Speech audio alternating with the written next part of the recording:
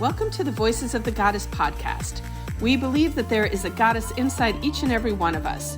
When we use our voice to share that goddess, we support and uplift each other. Join us each week as we interview women to receive the message of their goddess within.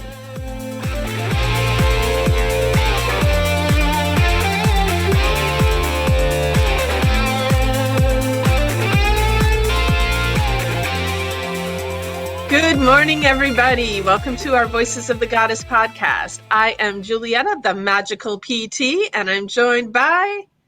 Hey, everybody. Allyson, your holistic nutritionist, and we are so excited this morning. We have an amazing guest. We are here with Chaitali Desai, and she is a business intuitive coach, and major emphasis on the intuitive. She's amazing, but I'm going to let you go ahead and introduce yourself and tell our audience a little bit about you. Sure. Well, first of all, thank you so much, Julietta and Allyson, for having me on this morning. It's so exciting. I love talking to people, and this Zoom has revolutionized socializing. We can still be apart yet together at the same time, so it's fabulous. So thank you so much. And, oh gosh, I have a really colorful background. As I was telling you guys earlier, I started in the world of molecular genetics and medical technology. Then I became a corporate wife and a mother of two. So for a long time, I was a stay-at-home mom who was trying to slowly find herself again. I was so busy being a mom that I kind of left all of my personality to the side. And then as the kids got older, I was like, there has to be something that I can be doing. So I started looking, and for a while, I started a wedding planning business, and that was quite successful, and it was taking off, and we got the corporate call to move overseas. So we took that opportunity and we were off. For about 7 years, we were overseas. And when we returned to the US, I live on Long Island, New York now, I was like, okay, now I really have this travel bug. You can't live overseas and not want to go back, right? So I was like, okay, how can I continue to live a laptop lifestyle? So I started doing the Google. We were best friends for a while, and I was like, okay, I am gonna sit down and I'm gonna learn how to code and do all this programming stuff. Well, that's not what life had in store for me. Instead, life was like, nope, we're gonna try doing this network marketing because there's something in there that's gonna really speak to you.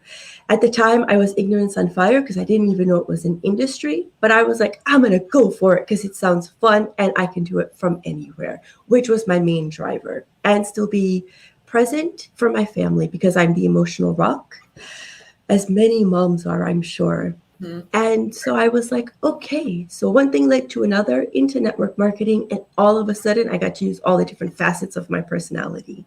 As you mentioned, I am quite intuitive. I'm a master NLP practitioner, Reiki master, intuitive tarot reader, and I am also certified in EFT, which is emotional freedom technique, tapping to help release stress, to help relieve. It's just all the stuff we hold in our body because science has caught up with the spiritual, and we have been holding on to things for over 7 generations. Mm-hmm. And it's led me into this whole coaching aspect. And Allyson and I are friends, but we're also co-workers. We both belong into the world of the Gold Digger Girl. And I am a coach there where I am actively helping students become online business entrepreneurs, taking everything that we've learned from Kimberly, how to show up authentically, how to speak, how to be live on camera, everything from A to Z. So I think in a nutshell, that covers everything I'm up to. I don't think I missed anything, right? No. Wow. Yeah, that's a lot. Wow. That was incredible.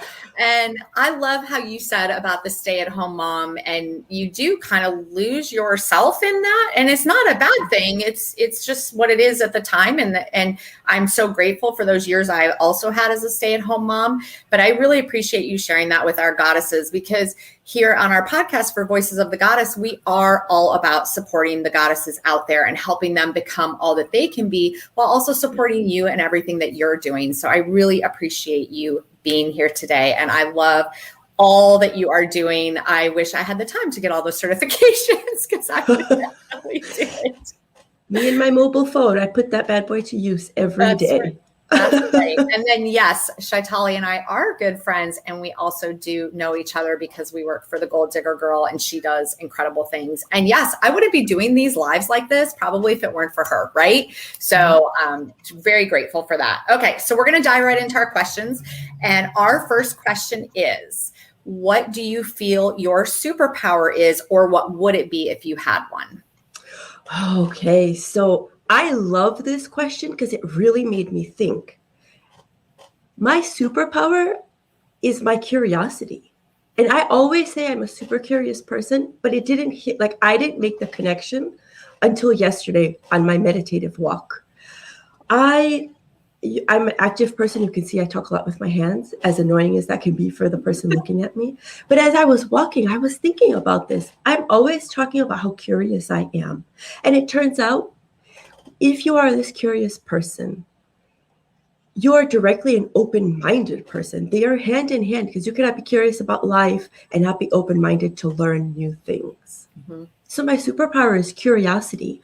How can I learn more, do better, be better, fix things, so to speak? My superhero is Tinkerbell, my favorite Disney character. And while she's not a princess, I see her as the queen, because she has led the way for so many people to come into the world. If you take Disney of past and Disney of today, I think the bridge was Tinkerbell. She was like, nope, I'm going to figure this out. Did it work the first time? Not usually. We all know she had a temper, but she came back at it and she was curious. How am I going to improve it? How am I going to do better? And you can see that transition in Disney also. They're bringing out all of the innate gift their female characters had, and now they're showing them. Mm-hmm. And so my superpower is curiosity. And I sound amazed by that because it's something that I say often, but I never connected it until this moment in time. Okay, so I just look at Tinkerbell in a whole new light now, right? What's her? I know. Yeah. But it's true. And you think about it, it's funny because Tinkerbell was my favorite when I was a little girl. And I think the part I liked about her was that she was so determined all the time, right? Right. Yeah. So determined, but in a positive way. She was able, look, we're women. There's a lot on our plate at any given time. We are juggling so many different things. She was able to take her frustration, her anger, because she is kind of hot-headed. I'm sure we all remember that. Mm-hmm. And harness that and use it for good. That blows my mind. Mm-hmm. To be able to say okay, I don't get this, but here, I'm going to try again. And as women, don't you feel like that is something that we innately do? Talking about it now, it's conscious, but unconsciously, it's definitely something that we're always about. And we're like, okay, I have 30 things on my to-do list. I have 29 minutes. Let's go. And you figure it out. Mm-hmm. And that's a superpower that we as women have. I'm sure men have it too, and I don't want to negate that. But I just feel, talking about it, if you can tell, I'm getting more and more excited about this. But I just think if we can just own that about our personality, gosh, how different do you approach your day? And then how that ripple effect, how you knowing that, okay, I might be a little bit frustrated right now, but I'm going to figure this out. The next person you meet, you indirectly affect them and they indirectly affect the next person. I need to take a minute there. Well, go ahead, Julietta. No, I was just going to say the butterfly effect, everything just ripples through. Yes, it does. And I think it's interesting because I think back to over a year ago when I actually first met Kimberly and we were talking on the phone. I had got a coaching call with her and I don't know, it was something about, and you've got the same energy from you as you talk about it. It was something about what she said that I, in my head went, yeah, I can figure out anything. I can do it if I just keep going at it and work on it. And that's kind of what led me all the way to where we are now, because Julietta and I back in September, we were like, okay, how can we help other women? How can we promote the women? All of us are struggling. We're going through so much right in that time of the pandemic, but just in general, as women, we, just like you just said, we have 30 things on our to-do list and 29 minutes to do it in. And so we want to figure out a way. And we were both like, and I think I looked at her and I'm like, I've always wanted to do a podcast. She's like, let's do it. I'm like, okay, I have no idea what we're doing, but we're like, we're going to figure this out. We're going to make it happen. And we did. We were determined, and it was helpful because we had each other to kind of push each other along for sure. But even other things that I know, there's things that Kimberly has said to me, hey, do you think you can do that? And in my head, I'm like, I have no idea, but yes, I can figure that out. Right? Like, yes, I can do it. I can do it. So everything is figure outable. It is figure outable. Okay. Let's move on to our next question. And our next question is, and might be I'm finding this to be difficult for a lot of our guests, Julietta, because I can't narrow it down to just one, and that's okay. But what is your favorite book or the book that has impacted you the most? Oh my. What book have I reread a million times? So many, but I will tell you, I think it started when I read The Alchemist. I know you guys are reading it in your... That's our book club book. The book club book, right? And yeah. I commented on it. That book is brilliant. Because as you're reading it, you're thinking that this is a love affair between him and somebody else. But then when you stop, he is telling the story of what is going on internally. It's an external, right? So within, so without, that's the saying goes. And so as he's starting to really develop his character, he's starting to really find himself. And I think that's that whole process that we go through when we go from like being a single woman just out in the world, then you get married and you're like, okay, now you have to figure this part out. And then you have kids and nobody tells you what's about to happen, that you love them so much, and the only thought process is like, how am I going to take care of the kids today? How am I going to do this? And you slowly forget that you are also a person. And then all of a sudden you come back out and you're like, oh. And it's almost, that book does very similar. But one other book that is profound for me, and the first time I read it, I believe I was a freshman in college. It's Oh, the Places You'll Go by Dr. Seuss. I know I'm a child at heart if it's not coming out, but that book was another book. From the time you learn to walk, the life's transitions in between, and at the end, if you keep going, you won't fail. I don't know what it was. It's a child's book, and I read it for the first time in university. But at this stage in my life, it's still a gift I give people. I think that book is brilliant because it really, he breaks down life into its most simplest terms, and it's fun to read and it's easy to read, and you can sit with your child and talk about these different aspects. So between those two books, if I had to pick one, I'm going to say it's Dr. Seuss, and just right behind it is The Alchemist. They have a similar theme. Nice. We have had children's books come up quite a few times on this show. So, yeah. And we've talked about this before too, that, everybody like thinks the children books are just the story, but like there is so much meaning in there if you let it set in. And so love that. And how much easier can the reading be? You can sit and read that in a few minutes. Yeah, but it's just fascinating to me. And what have we talked, Julietta, I forget who it was that we interviewed, but we talked about, I know what it is. You don't really understand something until you can explain it on the level of a child, right? And that's kind of the same, flip that of the children's books. And I think that's so fascinating and such a good way to look at it, because you think about when you're dealing, and I know Julietta, in your work setting, you deal with children, and for Chaitali and I with our kids, you do have to talk differently. And it is much simpler, not in a bad way, but it's just simpler to understand. So I think, we talk all the time about telling stories. And I think when you're trying to get stuff across to people, to be able to tell a story that's understandable is like a huge skill, right? To have.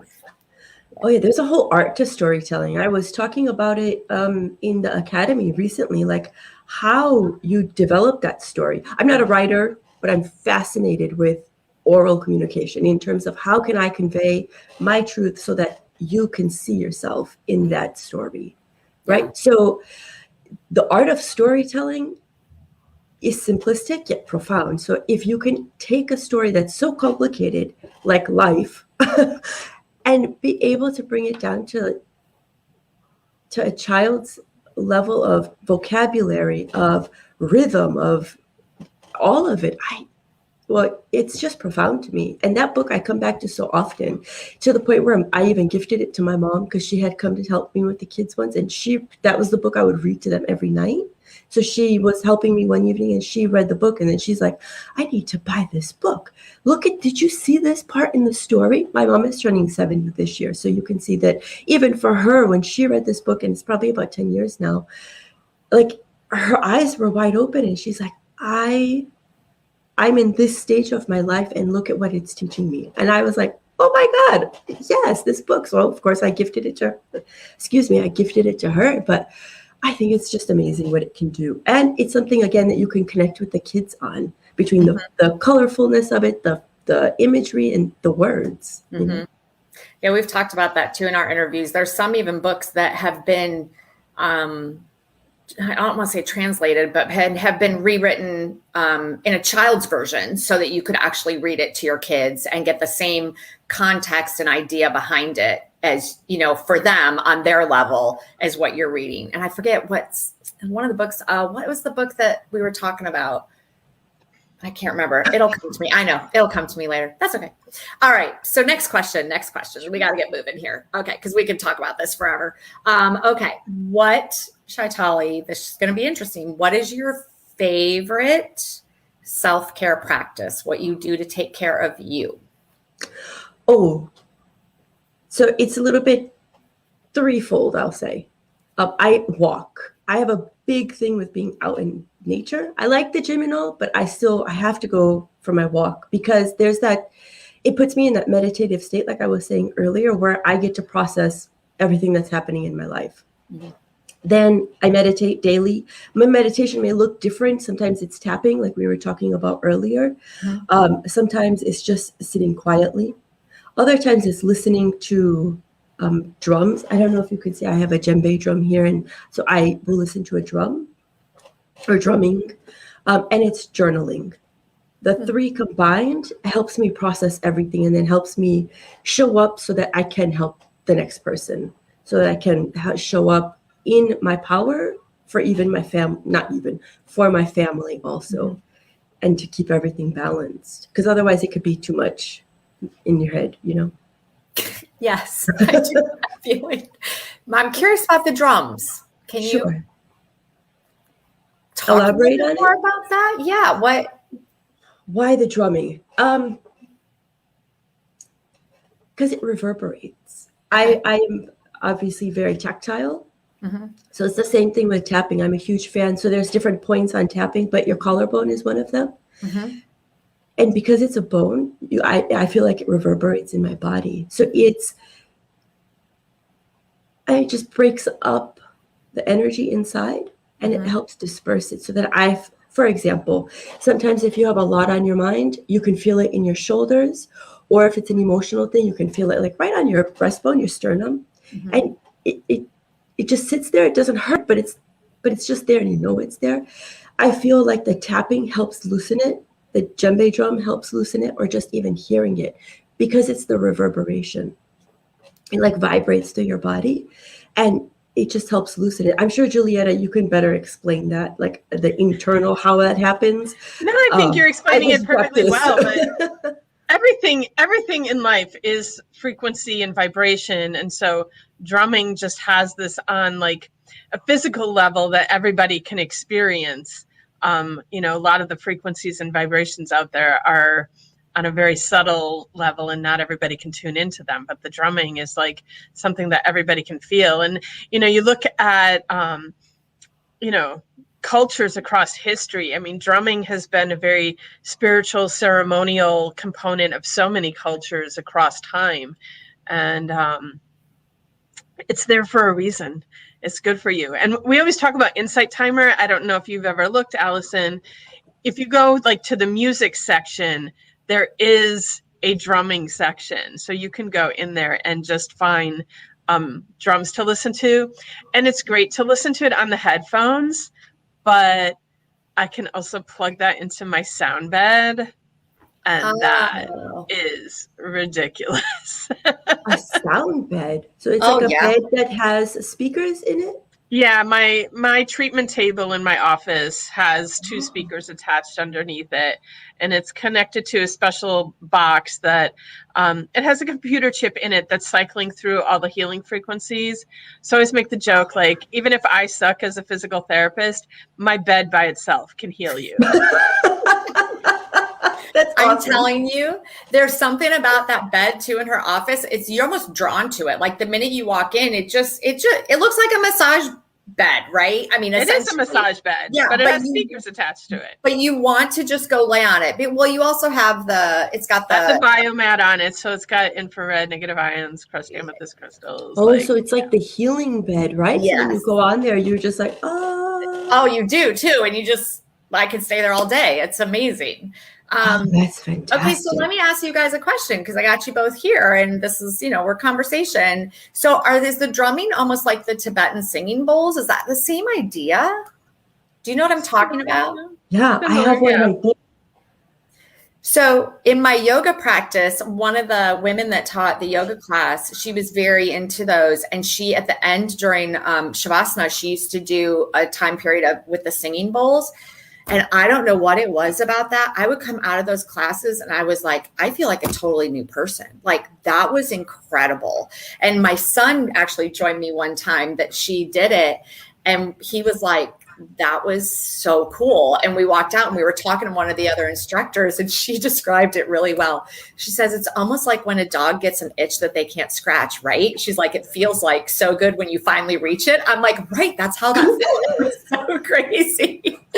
But I talk about, to me, that's like all kind of sound therapy falls into that kind of, and I don't think we realize how important that is. And it's like both of you have said, so many of these things that have been used for centuries are finally catching up scientifically, I guess, because that's what so many people need to see. And there's so much out there that's been proven to work for such a long time, including the EFT, the tapping has been scientifically proven, and it's super accessible and it's incredible. So thank you for sharing that.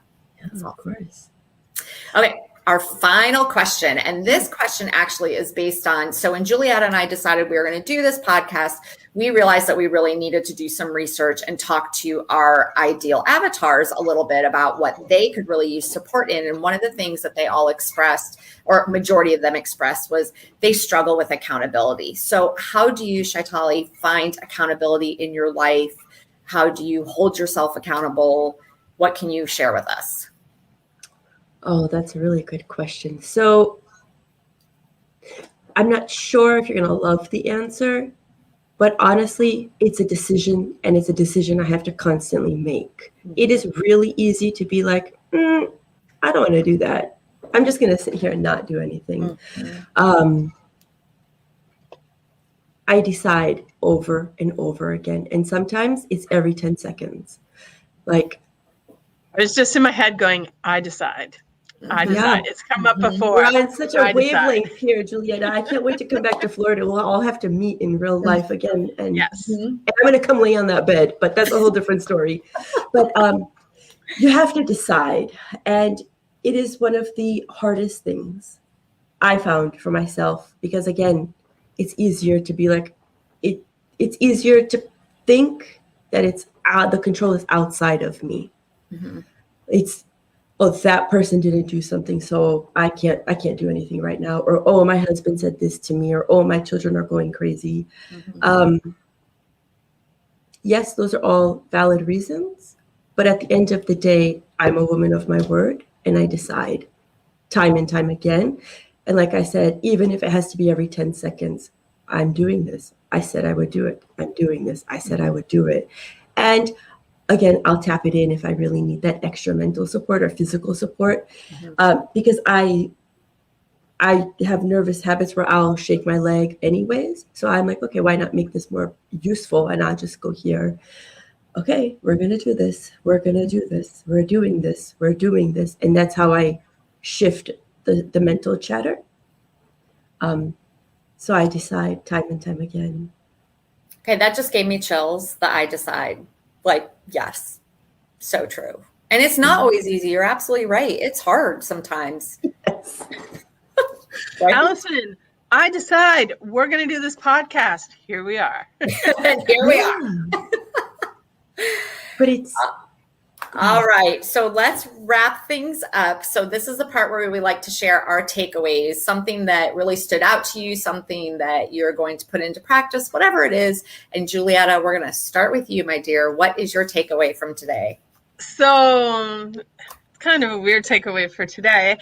I have singing bowls. I have, the metal ones. I have a rose quartz singing bowl. I've got my table. I've got a lot of things, but one thing I've always wanted to have is a drum, and I don't have a drum. So my takeaway is this is a message from the universe. Get your drum already, Julietta. That's awesome. I love What's your it. takeaway, Allyson? Okay, my takeaway, I got to have two today because it just is what it is. So my number one is I need to go on to Insight Timer, find the music section and check out the drums. Thank you for that, both of you, for putting that out there. And then my second thing is remembering that I decide and using that and making the decision to. And I love how you said it, Chaitali. You said, I'm a woman of my word. If I say I'm going to do it, I'm going to do it. And that is a lot of time what actually does hold me accountable. If I'm super tired or I just want to lay down, working from home, I can go lay down on the couch for 20 minutes and I want to go do that. And I'm like, nope, I said I was going to do this and I've got to get it done and do it. So thank you for that. All right, Chaitali, what is your takeaway? Oh, gosh.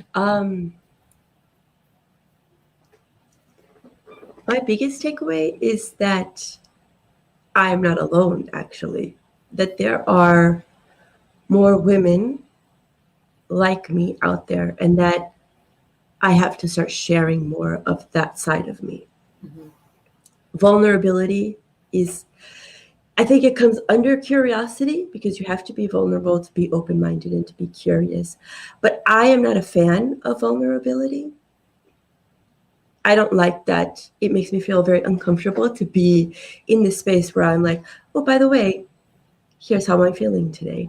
But in sharing with both of you and in talking and sharing with your community, it's just, as Julietta said, it's the universe telling me that, hey, can you just start sharing more? Because there's more people who are like you or more people who need to hear how you did what you did.